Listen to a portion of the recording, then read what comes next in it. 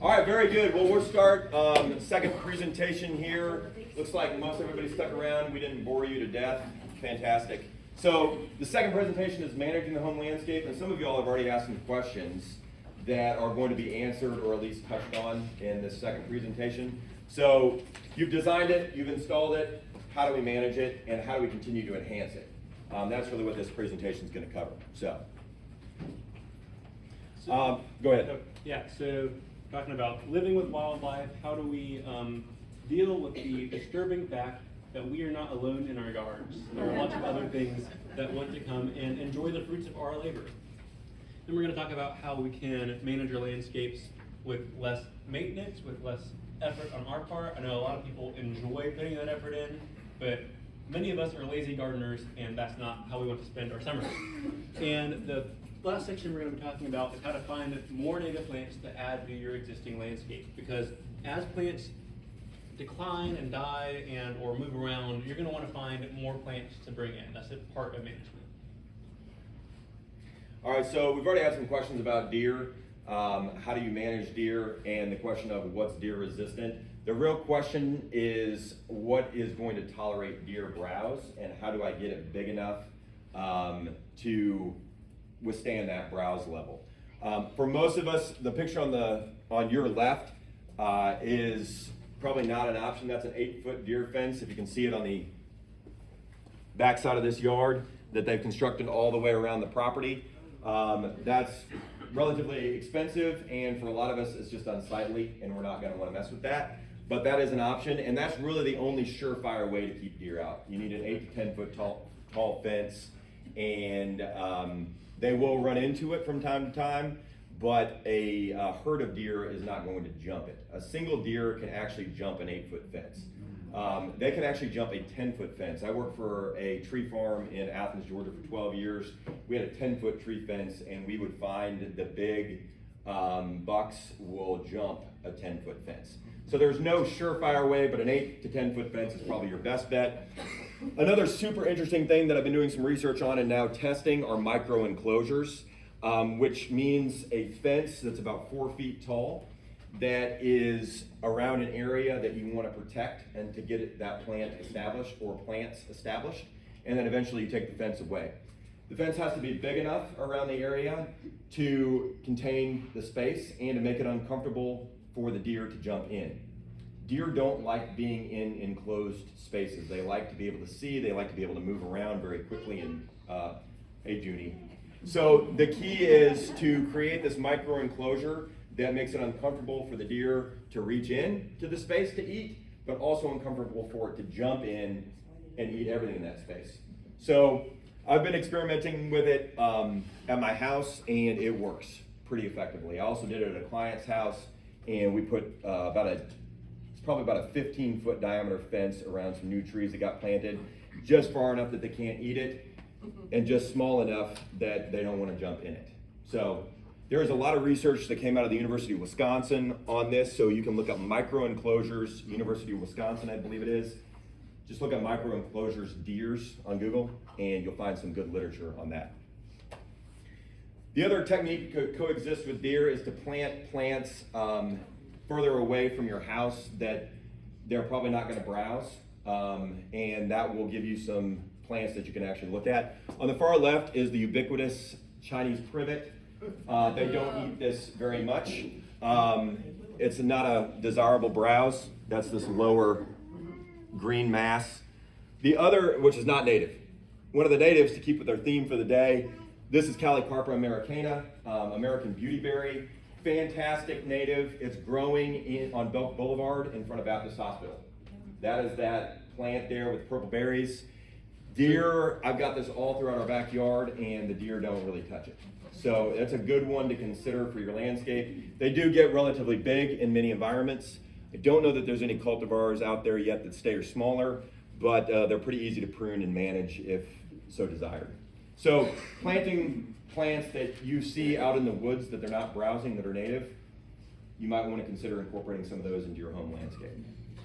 If you want some of this beautyberry, you can go to the hospital, dig it up, and tell them that we sent you.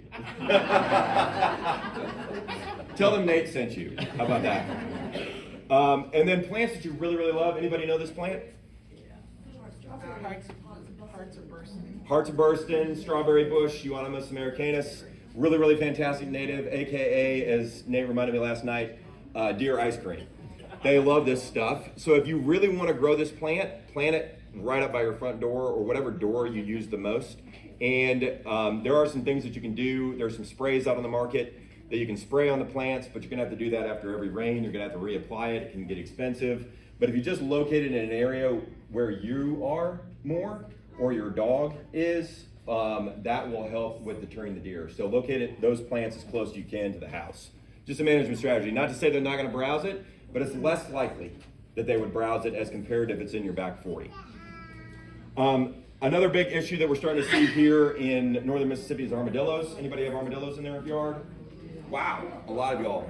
So armadillos are technically a rapidly expanding species. They're native to Mexico and South America. As we've diverted water out of the Rio Grande for human use, and we've destroyed a lot of our grasslands between here and northern Mississippi, armadillos have proliferated.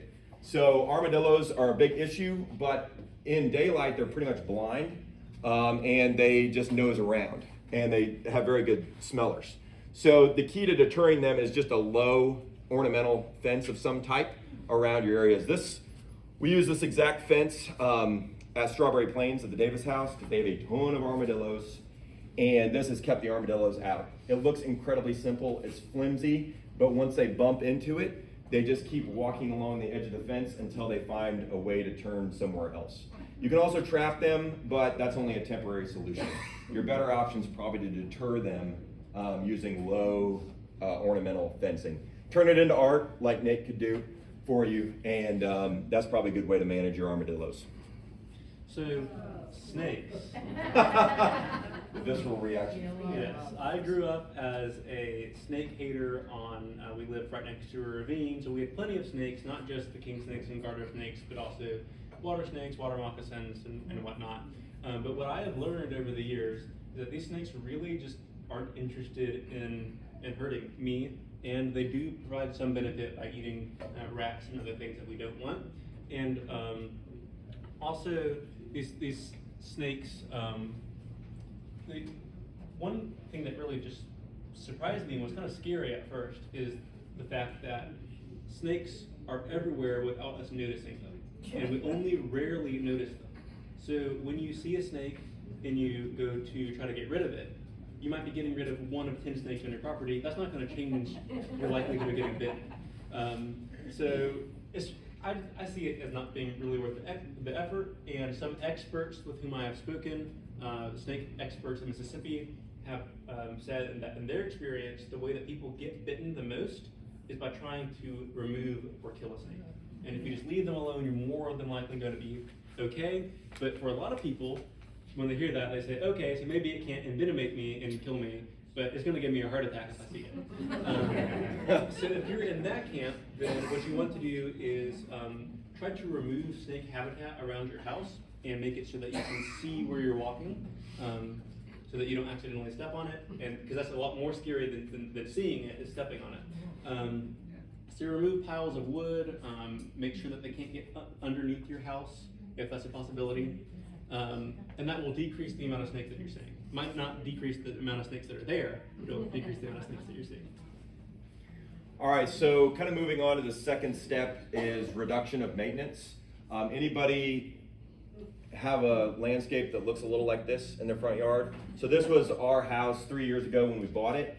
And some of us like to go out and do yard work all the time. I enjoy doing yard work, but I don't want to be doing it all the time. And probably my least favorite thing to do is to use head shears or hand pruners to pocket prune overgrown shrubs. After a while, it just gets old. So one of the things that I noticed first off when we bought the house is there were a lot of shrubs that really want to be 10, 12, 14 feet tall. This is Cleara, aka Turnstromia, Japanese Cleara. That plant, unrestrained, will get huge. But people, us, me, designers, they love to go and buy them because at Home Depot they're only this big.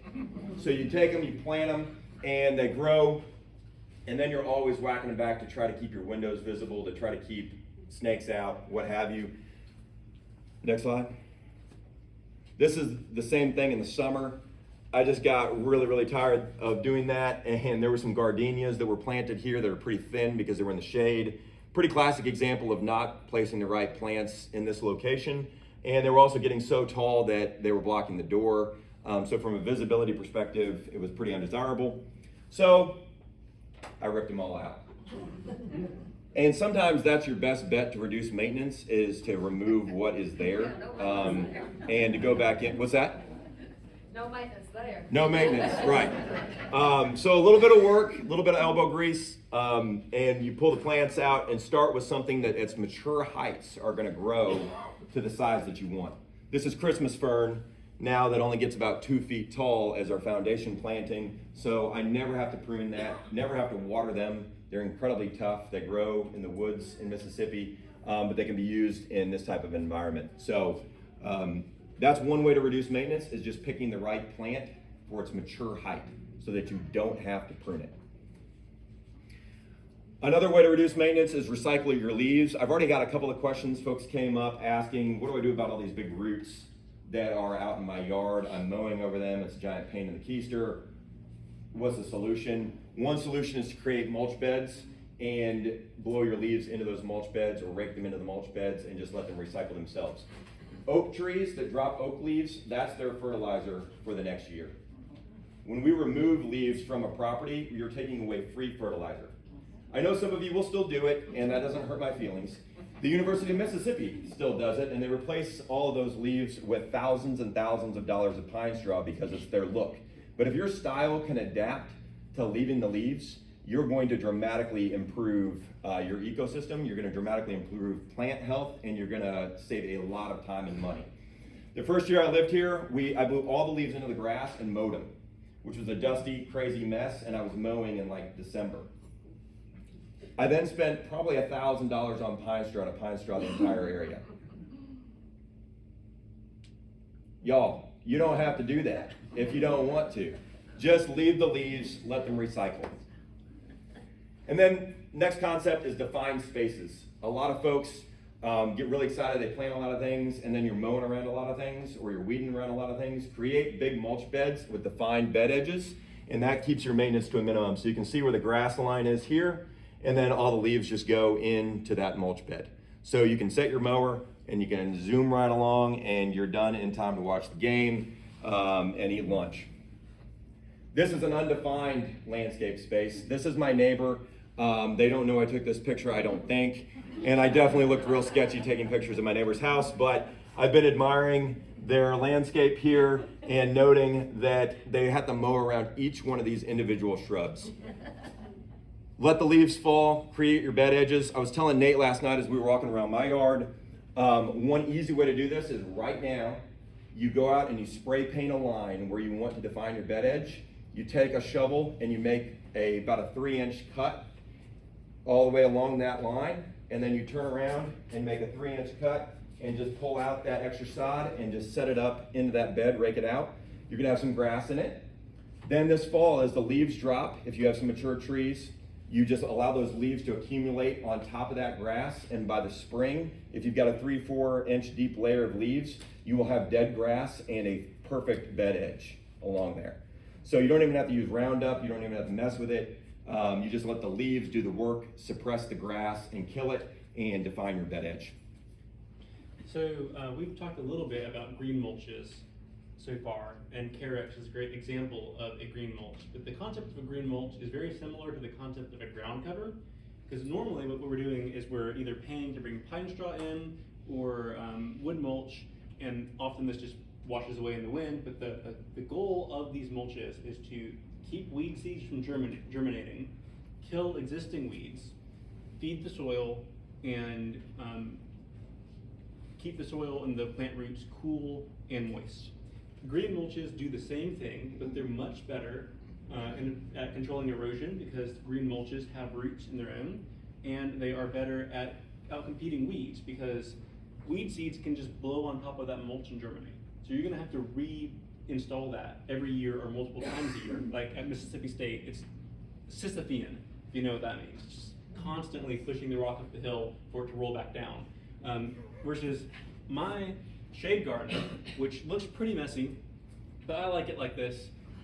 This is about 3 or 4 species of carex, 2 species of fern, phlox, and then a bunch of things back there. There's a sweet gum seedling. Oh no, wait, no, never mind. Sweet gum seedlings here, that's oak leaf hydrangea back there. But this area never has weeds where the carex is growing, and the wildflowers and the plants that I want are able to thrive without competition from aggressive weeds. Because the carex doesn't spread a lot, but it keeps weeds from germinating. Another way that you can reduce maintenance is one of the biggest maintenance sinks in your yard is your lawn. And you know, you probably heard about this on Facebook, but lawns are kind of silly because we're spending a lot of money to install a ground cover that we can't eat any of it, and it doesn't look all that pretty. There aren't any flowers in it, and we have to water it and even fertilize it regularly so that it grows. And then when it grows, we've got to cut it down, and then we've got to keep doing that over and over again. And for all that effort, we still get a yard that is usually just full of weeds. If you look very closely on this, this looks like a pretty nice lawn from a distance, but if you look closely, like 50% of that is Virginia buttonweed, if you've heard of that. So lawns don't really work in their intended purpose. Over here, this is where I worked over the summer. This is not too far away in that same area. This is Cherokee sedge that has been mowed every week on a high setting whenever everything else is mowed. And it makes a very nice lawn, and there really aren't any weed problems there. Even though there is bare soil in between the carex, and so I think that's a great opportunity for sprinkling flowers in there. But it does a very good job of thriving where other grass doesn't thrive, and it can also compete with lawn grass. So it's not a win. Another aspect of reducing maintenance is recognizing that these shrubs that are sold as low maintenance actually can be high maintenance in some situations. For instance, variegated shrubs like sunshine ligustrum will oftentimes revert into the wild form, and that just looks awful. And then Indian hawthorns are very commonly sold throughout the state. This is what they look like after 5 years in almost every situation. And I learned about why that is last night. Yeah, so Indian hawthorns are a Rosaceae family, and they tend to really struggle with a lot of leaf diseases, primarily fungal diseases. So endosporium leaf spot is very prevalent on Indian hawthorns. So the reason your Indian hawthorns always look a little bit rough, especially this time of year, is because they battled all of that heat and humidity for all summer, which facilitates fantastic growth of fungal spores. Also, when we irrigate, we spread those spores because that water splashes the dirt and the leaves, and it spreads the spores around. So 2 non-native plants, as you can tell, the theme today, native plants. Find something, select something that's not going to struggle with diseases and is going to thrive in our heat and humidity, and is truly low maintenance. Yeah, so if you want something that's low maintenance and looks good, that's not really an option. You're going to have to pick your poison between that and that if you want it to be low maintenance. Yeah, the other factor here to consider for a reduction of maintenance is good design. We already talked about it in the first presentation, but a lot of our maintenance challenges, a lot of the inputs that we have to put into our landscape are a result of poor design. So evaluate your yard, consider where you're spending your time and your money, take a moment to think about that, and if you enjoy it, proceed on and ignore this presentation. If you would like to do some reduction of the maintenance, consider redesigning or changing out some plants that may be causing you the most amount of design, or most amount of maintenance. All right, kind of moving on to IPM and adopting an IPM mindset. Anybody familiar with IPM? Integrated Pest Management. This is a different approach to managing pests, primarily fungus, bacteria, virus, and insect pests in our yards, including undesirable plants like weeds. IPM is a different approach than, hey, we're just gonna nuke this lawn every month by hiring the chemical spray company to come out. They blitz the lawn with anything. A lot of folks don't even know what they're spraying, and you pay for it monthly. IPM is an approach of monitoring and only applying pesticides when necessary. So you reach a tolerance level, and that's when pesticides are applied. Several of the questions that I was getting when I was standing up here are related to how do I manage some of these problems in the landscape? When do I take matters into my own hands? A lot of times if we tolerate a slightly higher level of damage, then nature will take care of it for you. You don't have to spray. One of the biggest fallacies that we've fallen into in America is, as Nate has already talked about, the lawn and having it look pristine and paying thousands and thousands of dollars or many, many hours of work to do it yourself to try to get your lawn looking like a golf course. Very, very difficult to do. IPM is a much better strategy and good design. So oftentimes when we see pests like these caterpillars in our landscape, we might want to use IPM to locate those pests and targetedly destroy them. And I'm going to advocate, not that you never get rid of caterpillars, because if you're growing vegetables and you're selling them or you're growing them for yourself, then don't just baby the tomato hornworms, right? You don't have to be totally into all caterpillars. But if you look at these caterpillars, this is an azalea caterpillar, gold fritillary, milkweed tussock moth, cloudless sulfur, and pipevine swallowtail. These are all caterpillars that can really decimate their host plant, but the host plant will recover. They've been dealing with these caterpillars for a long, long time, and you have to ask yourself, is the money and time that it takes for me to apply the pesticide worth these plants looking subpar for half a month versus because the plant's not going to die, it might just look bad to you. And so what I suggest is a 10-step method, which some of you have probably heard of before. So when you notice some insect damage, take 10 steps away, and the problem is solved. So that's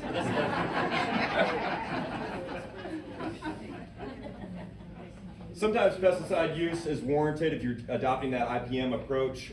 Sometimes some of our invasive species require a more aggressive approach. On the right, anybody want to take a guess at what this is? It's in a forested area. This is Christmas fern. Anybody want to take a guess at what this grass is? Japanese stilt grass, yes.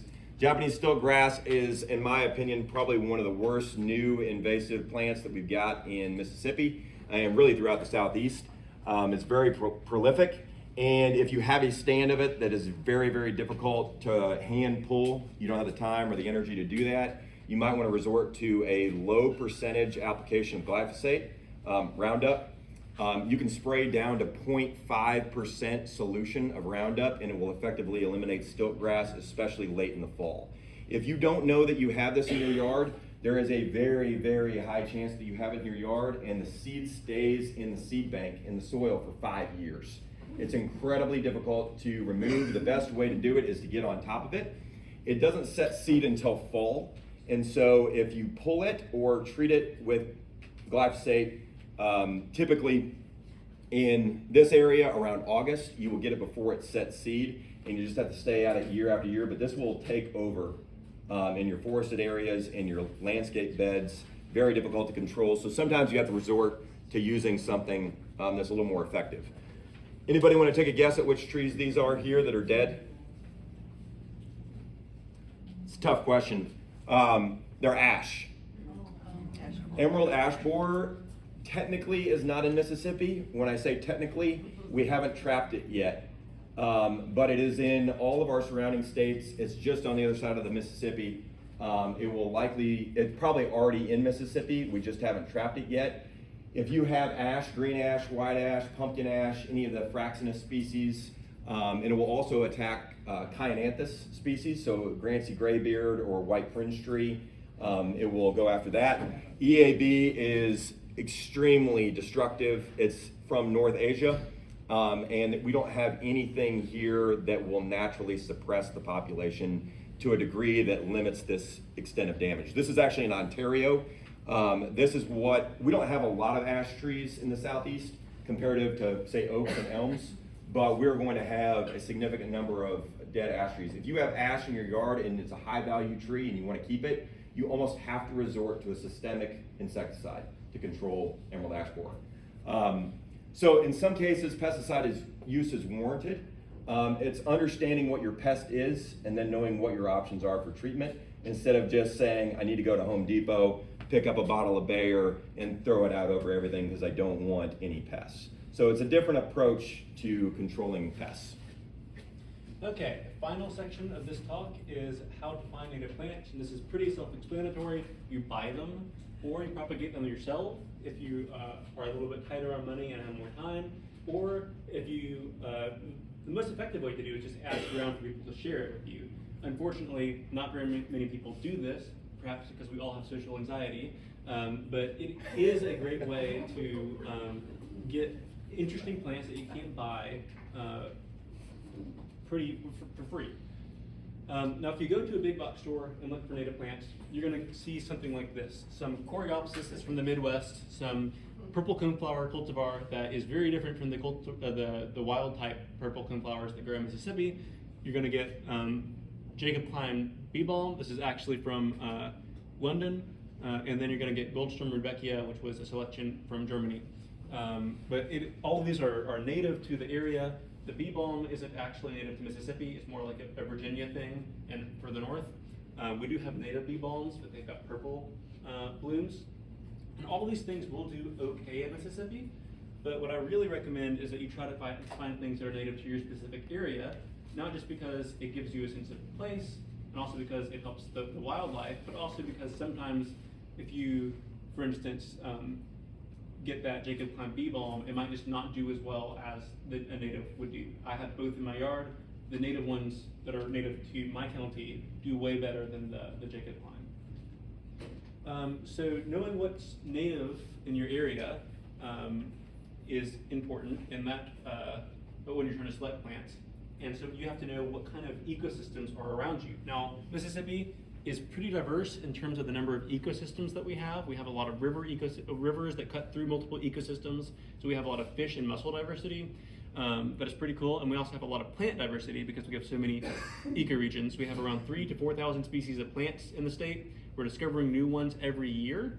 And in y'all's area, y'all are in the northern hilly Gulf coastal plain, which is a relatively understudied and poorly understood ecosystem.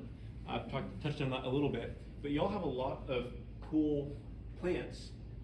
We saw some of those on iNaturalist in the previous presentation that you can select from. That will, if it grows in your area, then you don't have to worry very much about it growing in your yard because it's probably going to be fine, unless you've got ridiculously compacted soil, which a lot of us do have. In which case. Improve the soil first. Improve the soil, or just take natives that can handle the soil, like box elder. There you go. And then if you're buying native plants, is there? Yeah, there should be more. Okay. Yeah, so buying native plants, you can go to specialty nurseries, which I'm going to touch on in the next slide. You can also consider wholesale plug growers. Nate is also going to be starting to produce plugs, which is amazing. Most of the plug growers that are growing this size plant are wholesale only. So you need to develop a relationship with a contractor or a landscape designer or somebody who has a license to purchase these plants. And they're probably going to charge you some sort of a fee. There is a really cool website called Isle Native Plants, which kind of conglomerates these wholesale locations. You do pay a fee, but you can buy from wholesalers using that website. I didn't know that until last night. Nate taught me that. These are 3 plug growers that we procured plants from for Strawberry Plains. Super cool websites, great way to learn, and their availabilities are posted so you can see what's out there and what they're growing. Local retail nurseries, we've got a number of them around here, and most every one of them has some sort of native plant material that you can procure. And then plant swaps, asking around, Master Gardener plant swaps, Oxford Garden Club plant swaps, anything like that. Maybe you want to organize one because you got a whole bunch of stuff to give away. So plant swaps is a good way to do it. Yeah. And then ask friends, yes. So a couple sources close to us here, Strawberry Plains Audubon Center, they do a spring and fall native plant sale. If you've not been up there, tour the gardens, go up there, walk away with a couple of plants that fit your design, fit areas in your yard. And then Camp Creek native plants. Who's been to Camp Creek up in New Albany? They now have retail. Yep, Camp Creek sells retail. They also have an education building. They've really enhanced their spot. Robert Ballard is extremely knowledgeable. Who's heard Robert speak in here? Lots of y'all. He's a great native plant resource. He's like Nate. He knows the herbaceous material really, really well. And if you go up there, he will give you free advice just if you can catch him there amidst many other things that he's working on. They also do online order and delivery. So if you don't want to drive to New Albany, you can buy on their website and they will ship you the plants, and they do a really good job with that. Big box stores, Nate's already kind of touched on that. Even Home Depot sells some native plants during certain times of the year. So you can go, you can scope out what they've got. But highly encourage you to support places like Camp Creek and Strawberry Plains. There are grassroots folks. They're working on growing some of these plants that we wouldn't otherwise find. And then Nate, who would never give a plug for himself, I'll give the plug for him. I mean, he's going to be selling some plants back here today, and he's also going to be pushing along some new plant introductions for the state of Mississippi. So super exciting stuff that he's doing. It's my daily battle to not start a nursery. So if you want to encourage me to do that, please don't come up and see me afterwards. If you want to start a nursery, that's a great way to get a lot of plants cheaply, and this is against my interest as a nursery man, but I really want you, once you take some of my plants, or buy some of my plants, propagate it yourself. Don't keep coming back to me to buy it. That way you can get more bang for your buck, you know? It's really easy to grow a lot of native plants, but you have to know how specifically to grow each one. My method so far that has kind of worked is, this is where I started out, just sowing some seeds in fall outside, leaving them where they get rain. And this is where I am now with a lot of seeds that have germinated. And this approach really works. I'm away for most of the year because I'm in college, and when I'm not in college, I'm out doing something else. And this is a no maintenance way to get thousands of native plants relatively quickly. Seeds are the way to go, but if you are less patient, you can also take stem and root cuttings or divide plants. So yeah, I really strongly recommend that you grow things from seed. Now I'm going to be bringing some new plants to the nursery trade in Mississippi. I'd like to highlight some of them for you. This right here, anyone have any idea what it is? No, but I have one. You do? Oh, okay, cool. My sister-in-law is a landscape architect in Gainesville, Florida. Oh. She was growing some and gave them to, she's like, oh, here's a surprise for you. Oh, Or nice. I'm like, they're beautiful, but I don't know what they are. Yes, it's lithospermum, or marble seed. They have little white seeds in fall, and this one in particular has a really nice fragrance. It tends to be more of a prairie plant. It likes kind of clayey limestone soils, but I think it will do well in gardens. And it blooms in, I guess, early spring. Then this right here, any idea what this is? Aster. It is an aster. It's Symphyotrechum eliodii. I call it holiday aster because it starts blooming at Thanksgiving and keeps blooming until Christmas. The one problem is it is pretty aggressive, especially in wet areas, and it gets pretty tall. If you put it in an area where it isn't happy, it might stay smaller for you and spread less. So that's a potential plan. But this, I think, could be I think it has a lot of potential for just being a staple in Mississippi gardens. Now, anyone have any idea what this is? Pitcher sage, Salvia azurea grandiflora. It's a subspecies. But it is a fantastic pollinator plant. I've been doing some research on what plants monarchs are using in Mississippi on their fall migration. And there's one observation of monarchs using this plant in Mississippi, and that observation represents 119 monarchs that were using this plant, or a couple of these plants. One plant? It wasn't one, it was a collection of plants. It was probably all from one parent plant. Wow. What's the name of it again? Salvia azurea, or pitcher sage. Pitcher as in Pitcher? Yes, or blue sage sometimes, but I usually hear it as pitcher sage. And it blooms in around now, so it's a wonderful plant. And then two other plants I want to talk about. One of them is stiff blue star, which is a less common version of eastern blue star. I think it's just really cool. It's in the same family as milkweed. Doesn't really support any wildlife, but it's pretty. And then we have coralberry, if you've heard of that. It's in the honeysuckle family. It is a very low-growing, sometimes up to this tall max shrub that produces those types of flowers in late fall, and I've seen them, or not flowers, those are fruit. I've seen them retain those fruit into April. It doesn't always do that, but it can. And it is just a delightful little plant. What's the name of that one again, Nate? That one is coralberry, or Symphoricarpus orbiculatus. Say that 5 times fast. Yes. What was the first word that you used on the little white one? On this one, Yeah. blue star, or Amsonia. Okay, Stiff blue star. That one in particular is stiff blue star. Yes. okay, that's what I was. Are they all hardy? I've had Amsonia that was not hardy. This one grows wild in North Mississippi. Those are, I have a couple other plants that I didn't have good pictures for, that I thought I had good pictures for, but I've got more things that are coming that are pretty cool. Some rare plants, some species that are undescribed as of yet, and some newly described species that are coming on the market hopefully. So do we have any questions? Yeah, as you all can tell, Nate is working on some really cool, interesting stuff. And so if you've got questions about plants that you want to try in your yard or just an ID question, Nate is definitely way more your guy than me. He is the herbaceous master. I mean, just to give you all some perspective of what's out there, there's a couple of people that are working on finding Mississippi species that are yet not documented and submitting them to iNaturalist. There's a plethora of things that we could be growing in our own yards that we just haven't discovered yet that are growing out in Mississippi landscapes. So lots of exciting stuff to come down the road. And Nate, how can they follow you on social media? So on Facebook, I'm just Nate Venarske. If you join Mississippi Gardening, you're gonna see me. Yeah, I do. That's why I came today. Aw, thank you. And then on iNaturalist, if you post things on iNaturalist, I'm probably going to identify them for you. I try to see everything in the state, and if I know what it is, I will try to identify it for you. And I'm on iNaturalist, I'm just Nate V. Those are probably the best ways. If you want a plant identification, you can just post to iNaturalist and tag me in the comment. Fantastic. He's a great resource, so take advantage of that. Really generous offer if you've got questions. So, any questions? And then we'll kind of conclude, and then anybody that's got more questions can come up and chat with either me or Nate. Yes, sir. Hey, what about agapanthus? Agapanthus?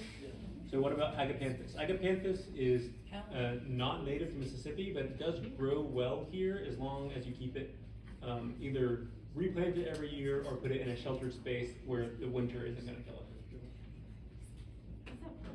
The purple flower, this is a very cool type of blazing star. It's Liatris pycnostochia, subspecies, or it's a variety of Lasiophylla, which is a hairy blazing star, I guess you could call it. But this is a plant, this is one of the only populations in the state, and it's just on a roadside on the Natchez Trace. Is that near the where I live. native one that's not invasive? So it is native. You can see it is pretty weedy in one areas. And the yellow is a cut plant. I see a lot of Nandina around. Does that seem to be healthy in Mississippi? So Nandina is an invasive exotic. A lot of people love it, and I mean, I don't blame you. It's a beautiful plant. It's got nice texture. It's got pretty berries. There are some people who absolutely hate it because the berries can kill cedar waxwings. That doesn't seem to be something that happens very often. But when I've spoken to wildlife rehabbers across the state, what they've said is that, yeah, there's no way that we can really test and see how often this is occurring because we don't have the resources. So a lot of people just cut off the berries to keep them from spreading and to keep them from, they've got cyanide in them that can kill cedar waxwings when cedar waxwings overeat them, because cedar waxwings are greedy and dumb. And I have seen Nandina shading out rare plants in woodlands in North Mississippi or Central Mississippi. So I would advise against planting it. If you already have it, then don't worry about picking it up. But What about goldenrod? goldenrods. So goldenrods are one of the top plants for wildlife. So and they're great for the gardens. We have 20 species of goldenrod in Mississippi. The one that's most common is tall goldenrod, and it is way too much of a weed to be used in a garden, although both Matt and I have it in our gardens. My wife wants me to cut it down, but it's still there. Yeah. Is she still here? Oh, good. But we have a lot of different goldenrods. Goldenrods have a few myths associated with them. They do not cause allergies. That's ragweed, which is another plant that blooms at the same time.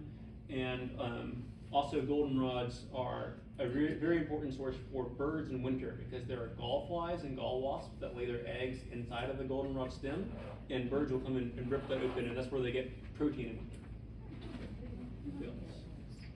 I have Laura petals in my flower beds that are beautiful. I did not plant them. And, you know, they need trimming. Well, if I trim, every time I trim them, then they put out and they bloom again. And now they're getting that wild look. And I really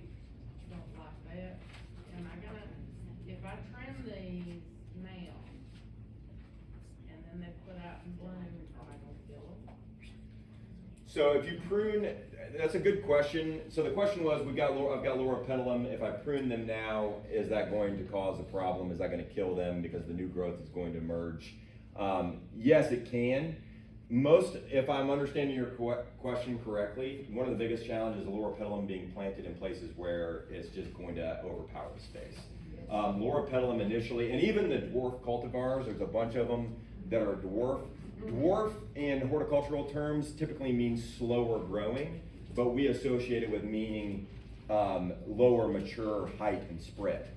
But what it usually means is that they're just going to take a lot longer to get to that height and spread. So even some of these cultivars have been introduced by the horticultural industry over the last 20, 25 years since Laura Pendulum really broke onto the market and was heavily promoted by experts like Dr. Michael Durr and Alan Armitage and some of these other folks.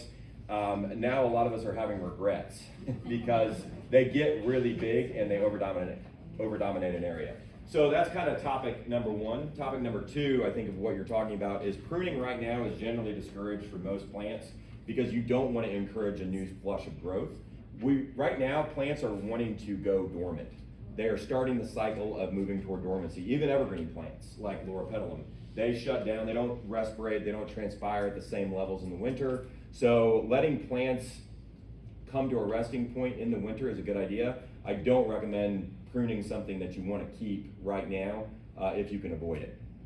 You just really don't want to encourage a brand new set of flush. I mean, we had frost advisories in Mississippi or in Tennessee this morning. So if fall is coming, y'all, doesn't it feel good? So yeah, I would highly discourage pruning most anything right now, including trees. If you can wait to prune trees until they go dormant, that's ideal. Pruning right now on trees, not recommended. They're probably gonna leave because my other house, the Lord Pedalums got pretty high. Yeah, I'd yank them out. And it chainsawed them. Yes, ma'am. Okay, fountain grasses, do y'all use much fountain grass? The question is, do we use much fountain grasses? Any input on fountain grasses, Nate? So there are a couple species that I hear called fountain grass. There's the, I'm forgetting their names now, but there's the one that has kind of like a bottle brush type inflorescence, and there's the one that has the more wavy, the Chinese miscanthus. They look real pretty when you do. Yes. So have any of y'all ever heard of Kogon grass before? Yep. It's really not a great plant, and we planted it in our landscape because it was pretty, and we actually had non-invasive cultivars that were spread around and promoted because they didn't spread into natural areas. Turns out they did, and we just hadn't studied it enough. The same thing is happening with miscanthus in other parts of the southeast. It's becoming Kogon level, especially in like the north southeast and northeast southeast. And it has the potential to do that in Mississippi. I don't think it's ever going to get to that level, but I would just recommend if you do get miscanthus fountain grass, get only the same cultivar because they're typically self-sterile. Don't mix different cultivars. If you can, bring yourself to get a native grass, like fish on a stringer, chestnut-thyme. I know a lot of people don't like that because it spreads a lot, or blue stems, or split beard blue stem. Those are all great alternatives. They don't look quite as showy as miscanthus, but they can fulfill the same role in the landscape. What's a good way to replace grass with native plants? I mean, I'd like to just wipe out all the grass. So the question is, how do we replace grass with native plants? We'd like to just eliminate the lawn and go full native. That's a great question. There's a couple of different approaches. I don't know, Nate, you want to tackle this one or you want me to? Sure, there are a variety of different approaches that are appropriate in different situations. Generally, don't try sod cutting, don't try just getting rid of it all. Try, my recommendation is what Matt recommended earlier, which is start with the trees, leave leaves around the trees so that the grass dies, and then keep expanding that area year after year, even if it's just by a few inches or a few feet. If you don't have trees to expand from, you can expand from the foundation planting of your house. Or if you really want to just wipe out a big project all at once, you can solarize it using clear plastic or black plastic, or you can put cardboard down and put mulch over that. There are a bunch of different ways to get rid of lawn and to put native plants in. My suggestion to you on that is start small. A lot of folks who try to do a full-blown lawn replacement end up regretting it because you're just trying to manage a brand new landscape. and most folks don't have the time or the resources to devote to that. So starting small and just adding each year another foot to those sides of those beds is probably gonna yield a better result and be less overwhelming. So yeah, leaves are a fantastic way to kill grass. I mean, it's the reason why most of y'all blow your leaves to the street or blow them into the beds or mow them, right? It's because you don't want it to kill the grass. It will kill the grass if you leave them several inches deep, and that's the way I would expand my bed sizes. So yeah, great. Yes? We're wanting to plant dogwoods and camellias. Is there a certain dogwood that will survive better in this area? We really want red or pink, but it's not gonna make it. Yeah, I can tackle part of that. So the question was, we really like to plant dogwoods and camellias. What can we use? I get a lot of questions about Cornus Florida, our native white dogwood, and why they're declining. There's a number of different things going on there, and it's usually not one thing alone. They are susceptible to a couple of different diseases: anthracnose, bacterial leaf scorch. They also tend to struggle when you alter the environment in any way. They're fairly sensitive. They like deep, well-drained soil that is also moist. If you think about it, well-drained and moist is difficult to achieve. And so dogwoods tend to prefer areas where they've got big shade trees that drop a lot of leaves. Those leaves decompose, create a nice layer of topsoil, and the dogwood roots thrive in that. Most of the times in home landscapes, that's being eliminated because the areas are turned into grass, you're blowing the leaves off, or you cut down a big old shade tree and the dogwood suddenly ends up in full sun, so the environment changes dramatically. I don't know the name of this cultivar, but it is an aim of mine to figure it out. There is supposedly now a native Cornus Florida that is proving to be anthracnose resistant. Resistance is a strong word in the horticultural industry. It doesn't mean it's immune. Immune means it doesn't get it. Resistant means that it can contract the disease oftentimes, but it will fight it off. It will live through it. So I've got to find out more about what cultivar that is. Do you know? I do not. Yeah, so that's a new one for me that somebody really just told me about, so I got some more exploring to do. Camellias, they come in all shapes and sizes, all different color forms. I mean, you can buy them pretty much anywhere, and they generally tend to be pretty good performers in northern Mississippi. So camellias are a pretty good sure bet. They're not native, but so We do far, have a native camellia. we do have a native camellia. It's not in the same genus, but I can pull it up. Cool. So we've got a native camellia. I didn't even know that. Learn something new every day. Is that answering your question? What's the latest month that we can plant them safely before it gets really cold? You're talking about camellias? I would, you can plant them right now. My suggestion is, that's a good one to plant in the spring. Let them get established and let them get up and going. The other key piece of that is cultivar selection and making sure you're picking a cultivar that's well adapted to our area that can handle the cold. One easy way to figure that out is take a walk around campus. They love camellias at Ole Miss. And take a walk over to a garden center and ask them, what camellias are you seeing perform well year after year? If they don't know the answer to that question, go to a different garden center. But honestly, the best way to figure out those cultivars is probably just some additional research. There are hundreds of camellia cultivars.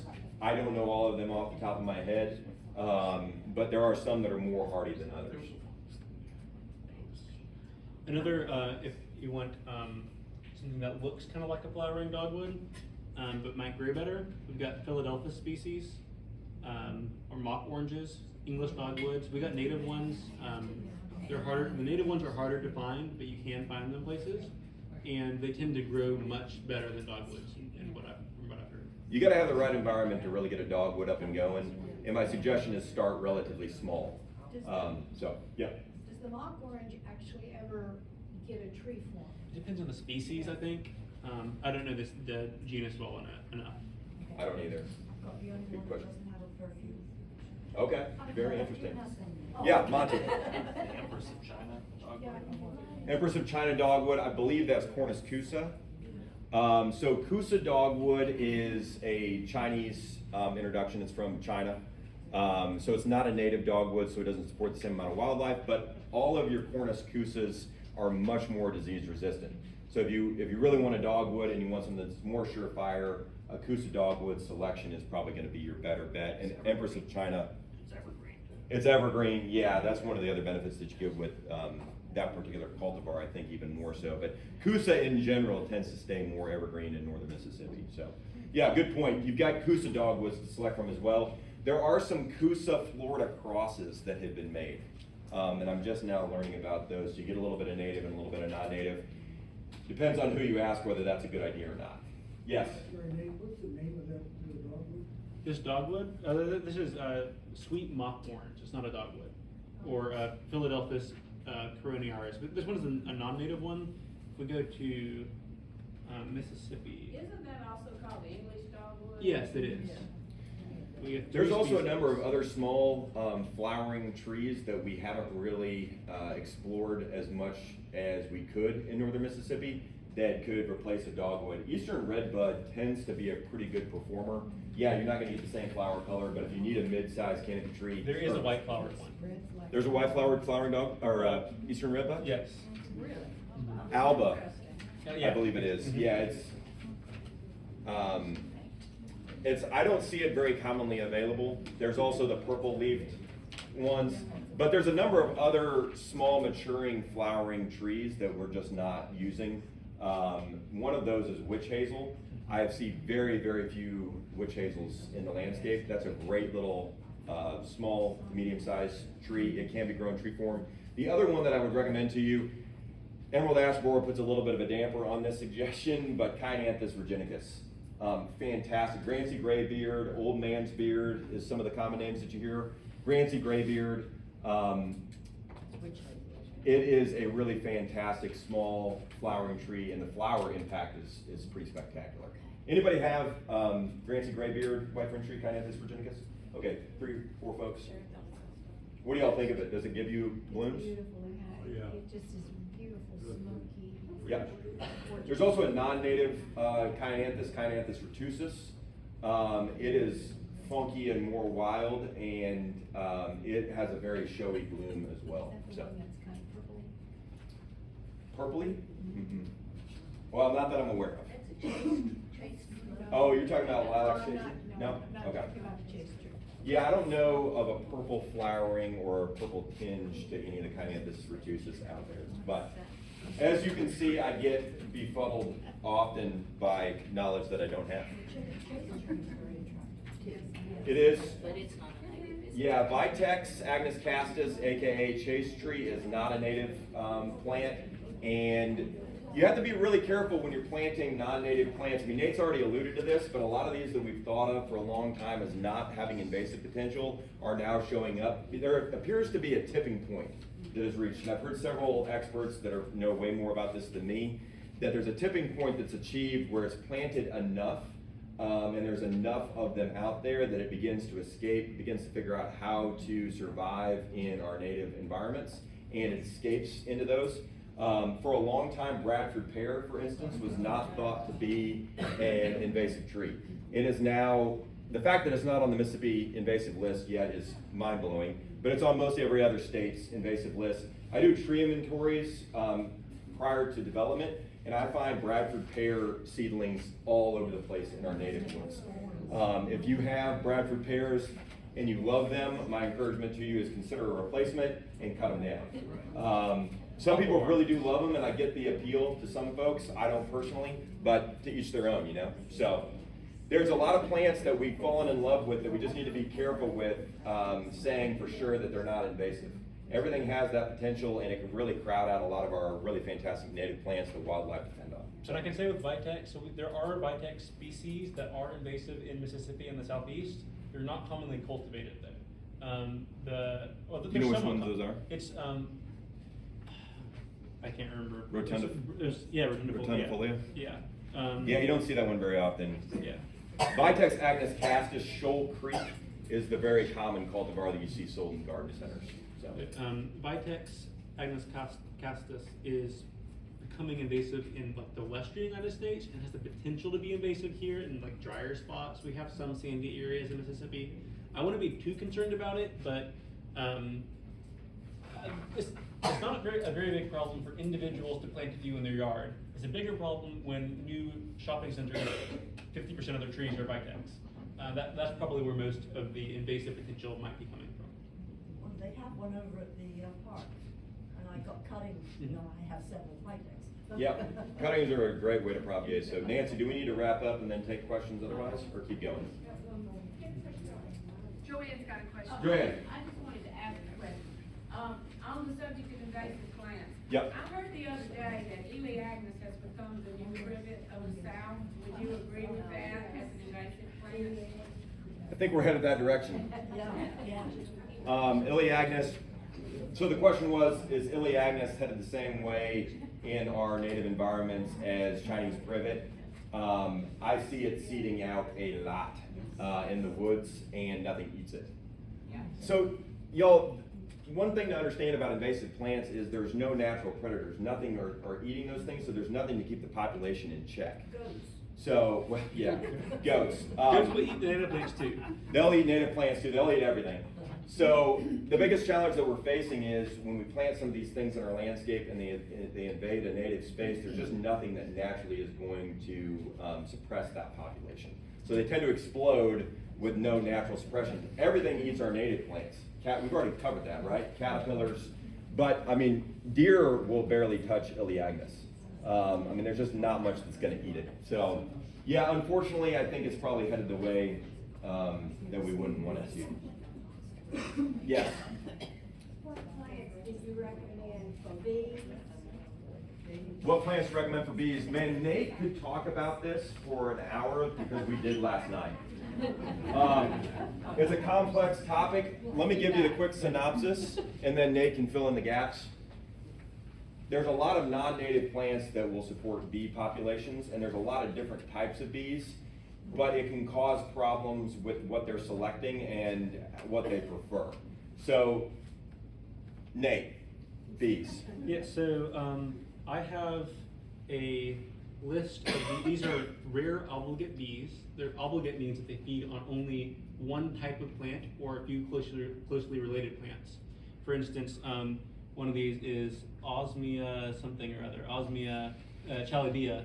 This guy only eats cirsium or thistles, and it's only eating bristle thistle, which is the one that blooms early in the year. So if you look at its distribution or throughout the year, it's only active in March and April. The rest of the year it's just gone because it's so infatuated with that one plant. And so we have around 70 bees that we know are from Mississippi that are like that. And I've talked to bee experts, and they're like, yeah, we have hundreds more that we haven't found yet. I have a list of the plants that they use and the ones that are commonly available in the ornamental trade, both scientific name and common name. This is on, I think, the online. Did we give her the online resource that we made? No, not yet. Yeah, okay, so we'll send it to you. You can distribute to them. But you can find that there. And then also I've been looking at pollinator associations on a naturalist. I've been manually looking at observations of insects and seeing what plants they're associated with. And I've been creating data about them. I don't have any for the bees yet that are color coded, but this is kind of what it ends up looking like. You might have seen this on Facebook. But this is for monarchs. These are all the different plants that they're eating. The ones outlined in black, you might not be able to see it, are non-native. The ones that aren't are native, and they're all color-coded based on the color of the flower. I have some for like beetles, and all this information is publicly available on my Patreon. You don't have to pay to look at it. For tiger swallowtails, for beetles, I'm gonna have some for bees. And so this information, if you're wanting to figure out what plants to plant to attract specific bees, that's gonna be on here in the future. So can I ask a question? So have you shared your email addresses where people can email you questions? I have cards that, and Nate can write his on there, or do you want to go ahead and just type yours up there so they can read it? So I'll have them share their email addresses, and that way, if somebody wants the information about the bees or to get onto your website, he could get, or share your website too. That would be awesome. Yeah, the other thing that's publicly available, I don't think that they would have a problem with it, I've shared it many times, is Strawberry Plains, the design work that's been done there. I'll be glad to share those plans, the plant list with you, and where we source the material. So if you want any of that information, you go to Strawberry Plains, you're like, dang, I like that a lot, email me, and I'll be glad to send you that information. You might have to read that though, Nate. Yeah, so this is what we're gonna send out. Oh, you're gonna send it. Yeah. to me. To you, and then you can send it to. So if, you need to make sure before you leave that I have your email address, cause if I don't have their email address, I won't Yeah. send, Okay. I won't have it. You could send it out to the friends list, I send it to the, I 75. can send it to the friends list. Okay. And I can send it to the master gardeners. So this has got a lot of the information that we talked about today. We made it electronically available, and so you just have to send, or you just have to access the email from Nancy. So And it- give her your email address if you haven't already. The email will come from LCMG